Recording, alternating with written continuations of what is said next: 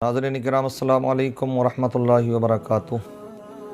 हमारे बहुत से आवाम में ऐसे भी लोग हैं जो इस तरह की बातें करते हैं कि अगर किसी के हाथ में खुजली मचने लगे, खुजलाने लगे, तो अगर दाहिना हाथ खुजली मचने लगे तो साहब कुछ माल आने वाला, बायां हाथ अगर खुजली मचे उसे खुजला लें तो उसमें साहब कोई माल हाथ से जाने वाला।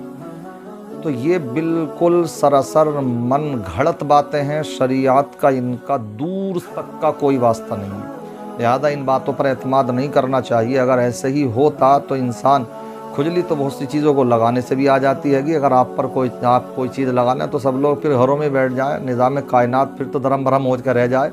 क्या ज़रूरत है फिर कमाने धमाने की, कोई चीज़ लगा करके इतनी खुजली मच जाएगी कि तो आप तो बार बार खुजलाते अपने हाथ को घिस लेंगे। अगर ऐसा ही हो तो फिर तो कमाने धमाने की ज़रूरत ही क्या रहे। लिहाजा ये सब मन घड़त बातें हैं, इन बातों पर हमें ध्यान नहीं देना है। एक बात ये याद रखिए, शरीयत मुताहरा ये ओहाम परस्ती, ये वहम परस्ती जो है ना, इसमें शरीयत में इन बातों का कोई भी दखल नहीं है। हमारा मज़हब इस्लाम बड़ा साफ़ सुथरा है, उसकी मजबूत तालीमात हैं।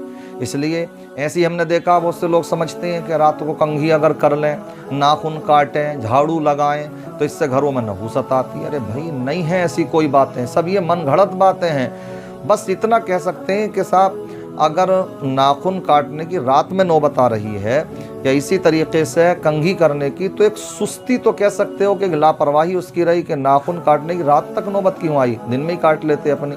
लेकिन इसकी बुनियाद पर यह कहना कि अगर किसी ने कोई काट लिए बाल, नाखून काट लिए या कंघी कर ली तो नहूसत आए, ऐसा कुछ नहीं है। ऐसे झाड़ू लगाने का मामला, मान लीजिए घर में कोई काम चल रहा है, अब बहुत कूड़ा करकट हुआ पड़ा घर में, अब अगर झाड़ू लगा देंगे तो नहूसत आ जाएगी उसमें, पूरी रात ऐसे ही कूड़ा पड़े रहने दिया जाए वो, तो ये सब मन घड़त बातें हैं। ऐसा कुछ नहीं है। सफाई सुथराई का मज़हब इस्लाम ने तो बहुत ख्याल रखा है, बल्कि यहाँ तक आका फरमाते हैं कि नज़ाफ़त तहारत का नज़ाफ़त निस्फ़ुम मिनल ईमान। अल्फाज मुख्तलिफ हैं कि सफाई सुथराई आधा ईमान है। इसलिए हमें चाहिए कि हम अपने घरों को भी साफ़ सुथरा रखें, अपने आप को भी साफ़ सुथरा रखें, कपड़े भी अपने साफ़ सुथरे रखें और अपनी गली कूचों को भी साफ़ सुथरा रखें। आज मुसलमानों की गली कूचों की पहचान भी ऐसे ही हो रही है कि गंदों की गलियां, बस समझ में आ गया मुसलमानों की गलियां। ऐसा नहीं होना चाहिए। हम उस मज़हब इस्लाम के मानने वाले हैं कि जिस वक्त लोग सफाई सुथराई को जानते भी नहीं थे, तब प्यारे आका ने बड़ी बेहतरीन रहनुमाई हमारी इसमें फरमाई है। लिहाजा हमें चाहिए कि ना तो हम अपने कूड़े करकट से, तकलीफ़ दे चीज़ों से दूसरों को तकलीफ़ दें, बल्कि ख़ुद कोशिश कीजिए, आप ख़ुद साफ़ सुथराई रखिए। हम प्यारे आका की सीरत तैयबा को देखते हैं तो आका की सीरत तैयबा हमें यह बतलाती है कि आका तो घर में अपने झाड़ू भी लगा लिया करते थे।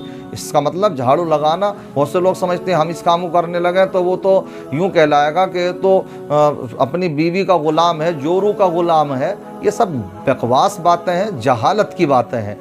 कोई जोरू का ग़ुलाम नहीं हो जाता इंसान घर में अगर सफाई सुथराई खुद भी कर ले तो।